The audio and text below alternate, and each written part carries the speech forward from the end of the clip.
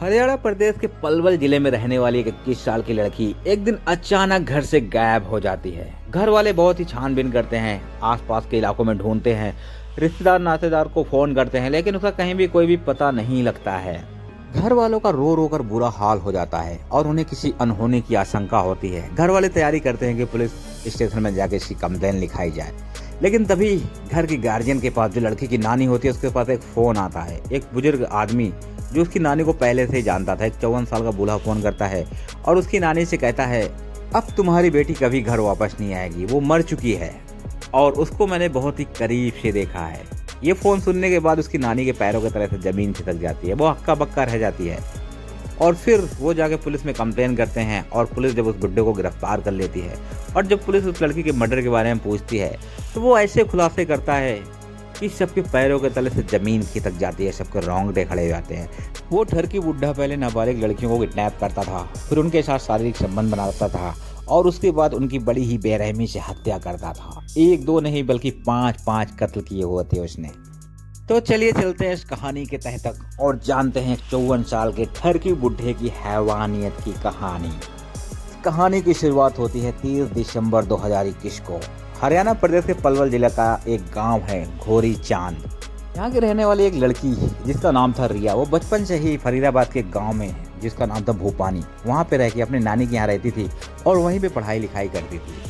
और पास के ही गांव में उसकी मौसी का भी घर था। वो अक्सर अपने नानी के यहाँ रहती और जब भी मन करता अपनी मौसी के यहाँ चली जाती, वहाँ पे खेलती कूदती, पढ़ाई करती, फिर शाम को फिर अपने घर अपने नानी के यहाँ वापस आ जाती। 30 दिसंबर की सुबह भी वो हमेशा की तरह अपनी नानी से कहती है, नानी मैं मौसी के यहाँ जा रही हूँ और शाम को मैं वापस आ जाऊँगी। उसकी नानी कहती है, ठीक है बेटा जाओ और जल्दी आ जाना। वो रोज़ की तरह कह के घर से निकल जाती है। फिर उसके जाने के बाद काफ़ी देर हो चुकी थी, लगभग शाम होने को आई थी, 3-4 घंटे बीत जाते हैं, लेकिन वो लड़की घर वापस नहीं आती है। और इधर जब काफ़ी देर हो जाती है तो नानी की चिंता बढ़ने लगती है। जाहिर सी बात है कि 21 साल की लड़की जो अभी BA 3rd ईयर में थी, जवान लड़की घर से बाहर थी और काफ़ी देर हो गया था वो घर वापस नहीं आई थी। अब नानी जो है अपने मौसी के पास, उसकी मौसी के पास यानी कि अपनी बेटी के पास फ़ोन लगा देते हैं और उनसे पूछते हैं कि रिया तुम्हारे पास आई थी और अभी तक घर वापस नहीं आई है। तो उसकी मौसी कहती है वो तो यहाँ से काफ़ी टाइम पहले ही निकल गई थी, अब तक तो घर पहुँच जाना चाहिए। उसकी नानी की चिंता और भी बढ़ जाती है। वो आसपास के इलाकों में खुद ढूंढने लग जाते हैं, खोजबीन करने लग जाते हैं, परिजन भी साथ देते हैं, साथ मिलकर सब ढूंढते हैं, लेकिन रिया का कहीं भी अता पता नहीं चलता। जब काफ़ी देर हो जाती है तो उसकी जो नानी है वो रिया के घर पे यानी कि अपनी दूसरी बेटी के पास फ़ोन करती है और कहती है रिया वहाँ तो नहीं गई है, लेकिन वहाँ से भी वो लोग मना कर देते हैं और वो लोग भी घबरा जाते हैं। फ़ौरन भाग के वो लोग वहाँ घटनास्थल पर पहुँच जाते हैं और सब लोग मिलकर अब बेटी को ढूंढने लग जाते हैं, लेकिन उसका कहीं भी कोई भी अता पता नहीं चल रहा था। परिवार वाले काफ़ी घबरा जाते हैं और वो लोग हर उस जगह पे खोदते हैं जहाँ पे रिया के होने की आशंका थी, लेकिन हर जगह ढूंढा जाता है, रिया का कहीं भी कोई भी अता पता नहीं चलता। फिर गांव वाले सब इकट्ठा होकर जो पास का पुलिस चौकी था भूपानी थाना में, वहाँ जाते हैं और गुमशुदगी की रिपोर्ट दर्ज कराते हैं। लेकिन पुलिस स्टेशन जाने के बाद जब पुलिस मामले को जानती है, एक 21 साल की लड़की घर से गायब है, तो पुलिस को लगता है कि वो किसी के साथ भाग गई होगी और पुलिस इस मामले में रिपोर्ट दर्ज नहीं करती। घर वाले काफ़ी नाराज़ हो जाते हैं, गुस्सा हो जाते हैं, लेकिन पुलिस तब भी रिपोर्ट दर्ज नहीं करती है और उन लोगों को वापस भेज देती है। घर वाले दोबारा से छानबीन करते हैं और हर जगह फ़ोन करते हैं अपने रिश्तेदार के पास और जो रिया थी उसके जानने वाले जो उसके करीबी थे उनके पास, लेकिन कहीं भी रिया का कोई भी अता पता नहीं चलता है। अब पुलिस, जो घर वाले थे वो परेशान होकर दोबारा से पुलिस के पास आते हैं और घटना की FIR लिखवाने के लिए जोर देते हैं। बहुत ही कड़ी मशक्क़त के बाद पुलिस जाके कहीं गुमशुदगी की रिपोर्ट दर्ज करती है और फिर इस मामले में तफ्तीश जांच पड़ताल शुरू करती है। अब पुलिस अपनी जांच पड़ताल चालू करती है। अगले दिन सुबह हो जाती है, पूरे दिन ये लोग ढूंढते हैं, हर जगह पता करते हैं, उसका कहीं पता नहीं लगता है। इस घटना को 2 दिन बीत जाते हैं। तभी जो उसकी नानी थी, बूढ़ी नानी, उसके पास उसके एक जानने वाले का फ़ोन आता है। एक बुजुर्ग व्यक्ति जिसकी उम्र 54 साल थी, वो अक्सर उस बूढ़ी के साथ सत्संग में जाया करता था। आसपास अगर सत्संग कार्यक्रम होते थे तो उसकी नानी के साथ वो व्यक्ति सत्संग में जाया करता था, जहाँ से उसकी नानी को उससे जान पहचान हो गई थी। तो वो उसकी नानी के पास फ़ोन करता है, पूछता है कि क्या हुआ, लाली का कहीं पता लगा। दरअसल हरियाणा में लड़की जो होती है, लड़कियों को लाली कहते हैं। जैसे हमारे यहाँ छोकरी कहीं छोकरी कहते हैं, कहीं लाली कहते हैं, कहीं बिटिया कहते हैं, तो ऐसे ही लड़कियों को वहाँ पे लाली कहते हैं। तो कहता है क्या हुआ, लाली का कोई अता पता लगा। उसकी नानी कहती है नहीं, उसका तो कहीं पता नहीं लगा, हम बहुत परेशान हैं और 2 दिन से उसको हम ढूंढ रहे हैं। फिर वो व्यक्ति कहता है कि अब उसे ढूंढना बंद कर दो, वो अब इस दुनिया में नहीं है, वो तो कब की मर चुकी है, मैंने उसको बहुत ही करीब से देखा है। ये वर्ड सुनने के बाद उसकी नानी के पैरों के तले से ज़मीन खिसक जाती है और उसकी नानी आगे जानना चाहती है। वो हकबका जाती है। वो बोलती है, आप क्या बोल रहे हो, आप क्या कहना चाहते हो। इतने वो बूढ़ा व्यक्ति फ़ोन काट देता है। अब उसकी नानी परेशान हो जाती है और उस फ़ोन की रिकॉर्डिंग ऑन थी। वो जो भी कुछ बोलता है उस फ़ोन में रिकॉर्ड हो जाता है। जब घर वाले उसकी रिकॉर्डिंग सुनते हैं तो सब कोई चौंक जाते हैं, सबके पैरों के तले से ज़मीन खिसक जाती है। वो लोग फ़ौरन इकट्ठा होकर पुलिस स्टेशन में जाते हैं और वो रिकॉर्डिंग जो है वो पुलिस में जाके वहाँ के जो थानेदार होते हैं उनको सुनाते हैं। अब घर वालों की चिंताएं और भी बढ़ने लगी थी। हर कोई परेशान था। घर वालों का रो रो कर बुरा हाल हो जाता है और पुलिस रिकॉर्डिंग सुनने के बाद फ़ौरन उस व्यक्ति की तलाश में लग जाती है। और धीरे धीरे दिन को इस घटना को हुए 4-5 दिन बीत जाते हैं। जब तारीख आती है 5 जनवरी 2022, पुलिस को सूचना मिलती है कि पास के ही गांव में बाजीपुर में वो व्यक्ति अवेलेबल है। पुलिस फौरन की टीम वहां पे पहुंचती है, छापा मारती है और उसको गिरफ्तार कर लेती है। वो एक 54 साल का बूढ़ा था। उसके गले में एक गमछा पड़ा होता है और वो काफ़ी शांत स्वभाव का था। वो ज़्यादा बातचीत नहीं कर रहा था। पुलिस उससे फौरन पहला सवाल करती है कि वो लड़की कहाँ है। वो कहता है, कौन सी लड़की। फिर पुलिस वाले उसको रिकॉर्डिंग सुनाते हैं। कहते हैं, ये लड़की जिसके बारे में तुम बात कर रहे हो, वो लड़की कैसे मरी और वो लड़की अभी इस समय कहाँ पे है। फिर वो व्यक्ति पुलिस से बड़े ही कॉन्फिडेंस के साथ पूछता है, कौन सी वाली घटना की बात कर रहे हो साहब। पुलिस उसका ये क्वेश्चन सुन के थोड़ा सा हैरान रह जाती है। उसके चेहरे पे ज़रा सा भी शिकन नहीं थी और बड़े ही कॉन्फिडेंस के साथ वो बोल रहा था। ऐसे लग रहा था जैसे बहुत ही महान काम किया हो और इसने कई सारे महान काम किए हैं। उसमें से वो पूछता है, कौन सी वाली घटना की बात कर रहे हो साहब। फिर पुलिस उससे बोलती है कि वो रिया, जो 21 साल की लड़की रिया थी, जिसके बारे में तुमने उसकी नानी को फ़ोन करके बताया था, वो लड़की कहाँ है और अगर वो मर गई तो कैसे मरी। फिर उसके बाद जो वो बताना स्टार्ट करता है, वो जो खुलासा करता है, उसके सबके रोंगटे खड़े हो जाते हैं। पुलिस वालों के पैरों के तले से ज़मीन खिसक जाती है और वहाँ पे जितने भी लोग होते हैं सभी की निगाहें उस बुढ़े के ऊपर टिक जाती हैं और उसकी बातों को बहुत ही ध्यान से, बहुत ही गौर से सुनने लग जाते हैं। फिर वो पुलिस को बताना स्टार्ट करता है। वो कहता है कि इच्छा ऐसा थाना के अंतर्गत आने वाले जसाना गांव का रहने वाला है और वहीं पे उसके चाचा और उसका एक चचेरा भाई, चाचा का एक लड़का रहता था। वो कहता है 1986 में मैंने अपने चाचा का सर जो है वो धड़ से अलग कर दिया था और उसके बाद बीच में उसका चचेरा भाई आता है तो उसको भी वो मौत की घाट उतार देता है और उसका भी सर उसने फरसे से काट दिया था। उसने अपने सगे चाचा और अपने चचेरे भाई को मौत के घाट उतार दिया था। उसके बाद गांव वाले इन लोगों से काफ़ी खफा हो गए थे और उन गांव वालों ने पुलिस को शिकायत की तो पुलिस आती है और उसको गिरफ्तार करके ले जाती है। और कुछ दिन के बाद सबूतों के अभाव में पुलिस इसको बाइज्जत बरी कर देती है। छोड़कर जब गांव आता है तो गांव वाले सारे खफा थे, कहते हैं ये एक हत्यारा है, खूनी है और हम इसको गांव में नहीं रखेंगे। तो गांव वाले मिलकर उसके परिवार को गांव निकाला कर देते हैं। तभी से वो अपने परिवार के साथ हरियाणा के पलवल में आके रहने लग गया था। उसके बाद रोजी रोटी के लिए एक नौकरी की तलाश करता है और उसको फिर गांव का ही एक व्यक्ति होता है, वो सेक्टर 16 में ले जाके एक सिटी हॉस्पिटल में गार्ड की नौकरी पे रखवा देता है। अब वो उसी सिटी हॉस्पिटल में उसको एक रूम भी दे दिया जाता है। अब वो वहीं पे रहता है और वहीं पे गार्ड की नौकरी करता था। वो काफ़ी शांत स्वभाव का था और उसका व्यवहार भी लोगों के प्रति काफ़ी अच्छा था। इस वजह से लोगों के बीच में उसने काफ़ी जान पहचान बना ली थी और वो अक्सर सत्संग कार्यक्रम में भी जाया करता था। जहाँ जहाँ भी सत्संग सभा होती थी वहाँ जाया करता था। वहीं से उसकी रिया की नानी से इसकी मुलाकात होती है और उनकी बातचीत बढ़ती है। दोनों एक ही इलाके में होते हैं तो अक्सर कहीं जहाँ भी सत्संग सभा होती ये दोनों साथ ही जाते और साथ ही आते। फिर पुलिस उसको बीच में टोकती है, कहती है कि हम तुमसे तुम्हारी पर्सनल लाइफ की स्टोरी नहीं पूछ रहे हैं, हमें बताओ कि रिया भी 2 दिन से गायब है वो कहाँ है। फिर वो दोबारा से एक स्टोरी बताता है। वो कहता है 16 दिसंबर 2019 की बात है। पास में एक चाय की दुकान थी, चाय की टपरी। वो अक्सर वहाँ पे चाय पीने जाया करता था। वो कहता है मैं चाय पीता था और चाय वाले को अक्सर पैसा देता था। कभी कभी मेरे पास पैसे नहीं होते थे तो मैं उसको बाद में पैसे देता था। एक बार की बात है, वो चाय पीता था और बिस्कुट खाया करता था और उसने चाय बिस्कुट के पैसे दे दिए थे। बस जब दोबारा जाता है तो चाय वाला उससे बिस्कुट के पैसे मांगने लग जाता है। वो कहता है मैंने बिस्कुट के पैसे दे दिए हैं। चाय वाला बोलता है तुमने बिस्कुट के पैसे नहीं दिए हैं। इसी बात को लेकर दोनों में कहासुनी होती है और चाय वाले को इतना गुस्सा आता है कि वो उस व्यक्ति को पीट देता है। अब गांव में काफ़ी इसकी इज्जत थी और चाय वाले ने सबके सामने उसको पीट दिया था। इस बात से वो बूढ़ा व्यक्ति बहुत ही ज़्यादा खफा हो जाता है और उस चाय वाले से बदला लेने की सोचने लग जाता है। लेकिन वो बदला किस तरह से लेता, वो उससे लड़ाई में तो कभी जीत नहीं पाता और वो अक्सर वहाँ पे आया जाया करता था। तो चाय वाले की एक 14 साल की बेटी थी जो उस व्यक्ति को अच्छी तरीके से जानती थी। वो अक्सर उससे बातें करती, अंकल अंकल कह के कभी कभी बातें कर लिया करते थे। एक दिन ये ठरकी बूढ़ा अपने हॉस्पिटल के पास ही खड़ा होता है और चाय वाले की बेटी वहीं से गुजर रही थी। तो वो उसको बुलाता है लड़की को, कहता है बेटा मेरे पास आओ और तुम्हारे पिता का एक सामान मेरे पास रखा हुआ है, ले जाकर उनको दे देना। वो लड़की उसको बाबा जी अंकल कहती थी, कहती ठीक है बाबा जी अंकल, वो सामान मुझे आप दे दो, मैं ले जाके दे दूँगी। वो कहता वो सामान मेरे रूम में ऊपर कमरे में रखा है और मेरे साथ चलो, मैं तुमको देता हूँ, लेके चली जाना। वो लड़की जैसे उसके कमरे में जाती है, अंदर जाती है, वो कमरे को अंदर से बंद कर लेता है और उस लड़की का मुंह दबा देता है और उसके हाथ पैर बांध कर उसको वहीं खाट पे लिटा देता है। वो लड़की उससे रहम की भीख मांगती है, कहती है बाबा जी अंकल मुझे छोड़ दो, मैंने क्या गलती करी है, मुझे छोड़ दो। लेकिन उस बूढ़े को कोई भी तरस नहीं आता है। वो उसके सारे कपड़े निकाल के फेंक देता है और उसके साथ शारीरिक संबंध बनाता है और ज़बरदस्ती उसका रेप करता है।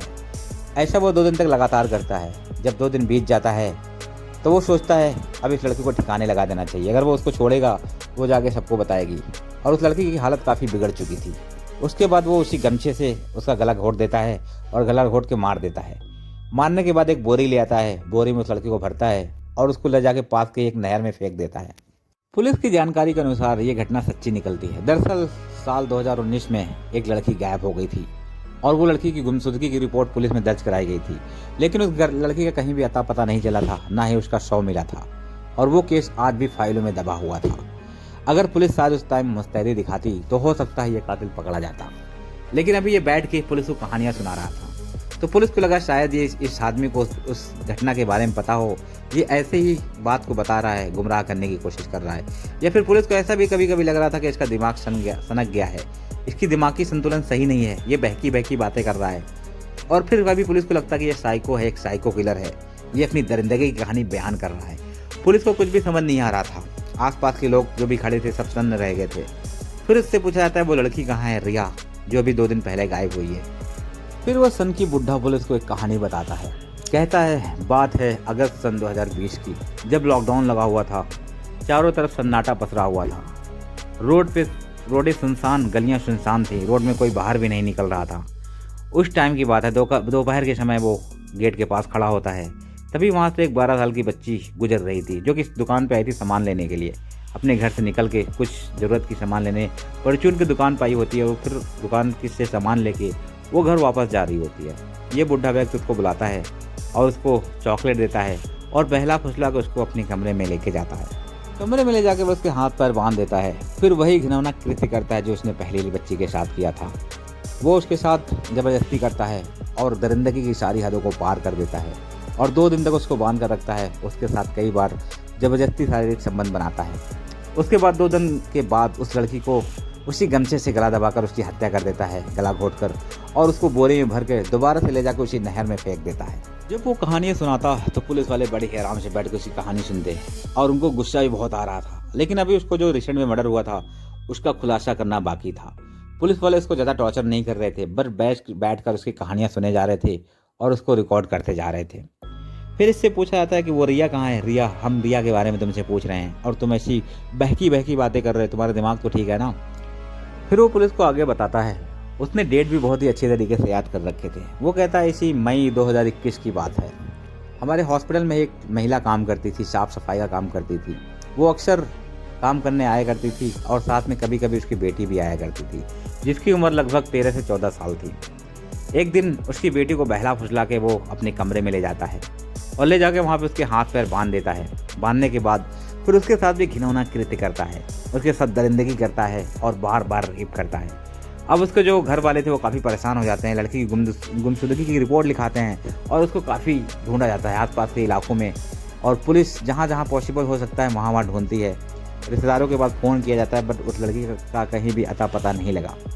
उस लड़की को उसने 2 दिन अपने ही रूम में रखा था और उसके साथ भी दरिंदगी किया, उसके साथ बलात्कार किया। 2 दिन के बाद उसको मारने के बाद एक बोरे में भरता है और बोरे में भर के वो अपनी साइकिल पर रखता है और ले जाके उसी नहर में इसको फेंक देता है। ये सब बातें सुनकर पुलिस के पैरों के तले से जमीन खिसक जाती है। वहाँ पे जितने लोग थे सबके रोंगटे खड़े हो जाते हैं।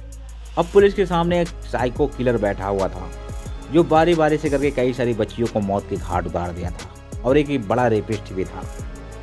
पुलिस को कुछ समझ नहीं आ रहा था, लेकिन पुलिस को अभी जो रिसेंट में मर्डर हुआ था रिया की, उसकी जानकारी लेनी थी, उसके बारे में पूछना था। फिर पुलिस वाले उससे आगे पूछते हैं तुम ये सब क्या बातें कर रहे हो और रिया कहाँ है उसके बारे में बताओ। उसकी बातों को सुनकर पुलिस वाले को लग रहा था पहले तो ये तो बहकी बहकी बातें कर रहा है, शायद इसका दिमागी संतुलन सही नहीं है। फिर पुलिस बात को वहीं पर होल्ड करती है और उन सब लड़कियों के बारे में पता लगाती है। तो पता लगता है कि जिस टाइम पे उसने ये घटना बताई है उस टाइम पे उस नाम की लड़कियां सच में गायब हुई थीं, लेकिन उनका कोई अता पता नहीं लगा था। उनके खिलाफ रिपोर्ट भी लिखाई गई थी, लेकिन पुलिस उनको ढूंढ नहीं पाई थी। पुलिस के हाथ नाकामी लगी थी, क्योंकि वो लाश को ले जाके नहर में फेंकता था और वो नहर से कहीं बह के दूर चली जाया करती थी। अब पुलिस को कंफर्म हो गया था कि कातिल यही है और इसने ही रिया को मारा है, और उसने एक कत्ल के चक्कर में अपने 4-5 कत्ल के राज खोल दिए थे। और पुलिस उससे बहुत ही कॉन्फिडेंस के साथ, बहुत ही शांति के साथ बैठ के पूछ रही थी। उनको लग रहा था कि अभी जितने भी हत्याएं इसने की हैं ये सारी बताएगा। फिर उससे पूछा जाता है आगे कि रिया कहाँ है और रिया को तुमने क्यों मारा, उसकी लाश को तुमने कहाँ फेंका हुआ है। फिर वो पुलिस को आगे की कहानी बताना स्टार्ट करता है। दरअसल उसका नाम जो होता है वो सिंहराज था। सिंहराज अक्सर रिया के घर में आता था, रिया की नानी के पास। उससे उसकी जान पहचान थी, तो अक्सर हर दूसरे तीसरे दिन वो आता था, घर पे बैठ के चाय पीता था और रिया उसको चाय बना के देती थी। वो काफ़ी अच्छी तरीके से उस अंकल को जानती थी। जब 30 दिसंबर को रिया अपने मौसी के घर से वापस अपने नानी के घर जा रही थी, तो रास्ते में बूढ़ा अंकल उसको मिलता है और कहता है, रिया बेटा तुमसे एक काम है, मेरे रूम में एक सामान रखा है और मैं उसको उठा के रख नहीं पा रहा हूँ, क्या तुम मेरी हेल्प कर दोगी। तो रिया उसकी हेल्प करने के लिए एग्री हो जाती है और उसके साथ उसके कमरे में चली जाती है। और फिर उसके साथ भी वो वही घिनौनी हरकत करता है। वो उसके हाथ पैर बांध देता है और बांधने के बाद उसके सारे कपड़े वगैरह निकाल के फेंक देता है और फिर उसके साथ दरिंदगी करता है। 30 तारीख को उसने उसको अगवा किया था। 30 तारीख की पूरे दिन पूरा रात उसका बलात्कार करता है। फिर 31 तारीख को भी उसके साथ दरिंदगी करता है। उसके बाद 31 तारीख को भोर में उसी गमछे से उसका गला घोट कर मार देता है और 1 तारीख को उसकी लाश को ले जाकर उसी नहर में जो आगरा की तरफ जा रही होती है उसमें उसकी डेड बॉडी को फेंक देता है। फेंकने के बाद वो चला जाता है और जब अगले दिन वापस आके देखता है तो वो देखता है उसकी जो डेड बॉडी वो पानी के अंदर नहीं गिरी हुई है। वो दरअसल वहाँ झाड़ियों में फंस गई थी, वहाँ काफ़ी झाड़ियाँ थी उसमें फंसी हुई थी। फिर वो जाता है कहीं से एक डंडे का जुगाड़ करता है, एक बड़ा सा डंडा ढूंढ के लाता है और उस डंडे से उस बॉडी को नहर के अंदर ढकेलने की कोशिश करता है। लेकिन वो वहाँ पे काफ़ी सारी झाड़ियाँ होती हैं और वो बहुत ही बुरी तरीके से बोरी जो है वो झाड़ियों में फंस गई थी, वो आगे नहीं ढकेल रही थी। वो उस बोरी को आगे ढकेलने की बहुत कोशिश करता है, लेकिन वो बोरी आगे नहीं जा रही थी। तभी वहाँ पे कुछ लोग आते दिखाई देते हैं और वो उसको छोड़ के वहाँ से भाग जाता है।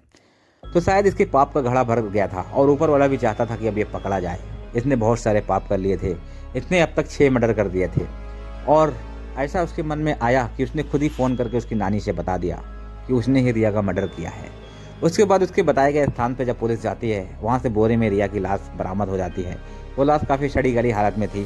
पुलिस लाश को कब्जे में लेती है और उसको पोस्टमार्टम के लिए भेज देती है। लेकिन रिया के घर वालों का रो कर बुरा हाल था। इस घटना के खुलासे के बाद हर कोई हैरान रह गया। जिसने भी इस घटना के बारे में सुना, सबके पैरों के तले से ज़मीन खिसक गई, सबके रोंगटे खड़े हो गए और कोई भी यकीन नहीं कर पा रहा था कि एक इतना सीधा साधा भोला भाला दिखने वाला एक बूढ़ा आदमी जिसकी उम्र 54 साल थी, वो इतनी बेरहमी से इतनी सारी लड़कियों के साथ दरिंदगी की और उनको मौत के घाट उतार दिया। इस घटना के बाद लोग जैसे सहम से गए थे और उसकी जो नानी थी उसने उसके ऊपर भरोसा किया। उसको बुलाकर उसके साथ कई बार जाया करती थी और उसको घर में बैठा कर चाय पिलाया करती थी। जिस हाथों से रिया ने उसको चाय पिलाया था उसी हाथों को उसने नोच डाला, उसकी इज्जत को तार तार कर दिया, उसको मौत के घाट उतार दिया। इस घटना के बाद इंसानियत जैसे शर्मसार सी हो गई थी। लोगों के ऊपर से भरोसा हट गया था। पुलिस ने दरिंदे को पकड़ के जेल में डाल दिया था। तो आप लोगों की इस घटना के बारे में क्या राय है, अपनी राय कमेंट में ज़रूर बताएं और वीडियो अच्छी लगी हो तो लाइक कर लीजिए। चैनल पे अगर आप नए हैं तो सब्सक्राइब कर लीजिए। ऐसे बहुत सारी सच्ची घटनाओं पर आधारित कहानियाँ आप तक पहुँचती रहेंगी।